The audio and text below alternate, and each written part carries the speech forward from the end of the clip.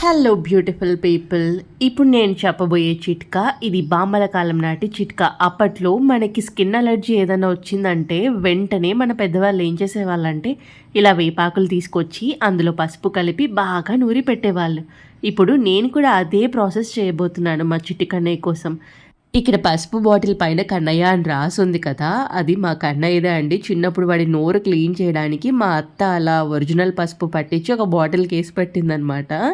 అలా ఒరిజినల్ పసుపుని ఈ వేపాకులో కలిపి నూరి దీన్ని మంచిగా చూడండి ఇలా బాగా మెత్తగా వచ్చే వరకు నూరుకొని ఈ జ్యూస్‌నంతా ఈ స్కిన్ ఎఫెక్ట్ అయింది కదా! ఆ ఏరియా అంతా అప్లై చేయాలండి. చూడండి మా వాడికి స్కిన్ అలర్జీ వచ్చింది.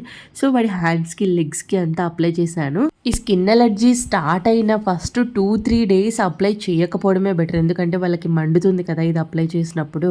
సో, నేనైతే 4 డేస్ తర్వాతనే వాడికి అప్లై చేయడం స్టార్ట్ చేశా. తర్వాత అదంతా మిగిలిపోతుంది కదా! ఎందుకు వేస్ట్ చేయడం అని చెప్పి నేను కూడా ఫేస్ ప్యాక్ ఏసుకున్నాను. మా హస్బెండ్ చూసి ఏంట్రా ఇద్దరు దెయ్యాల్లా కూర్చున్నారు అని చెప్పి ఫుల్ కామెడీ చేసేసారు. దానికి తగ్గట్టే మా వాడు చూడండి వచ్చి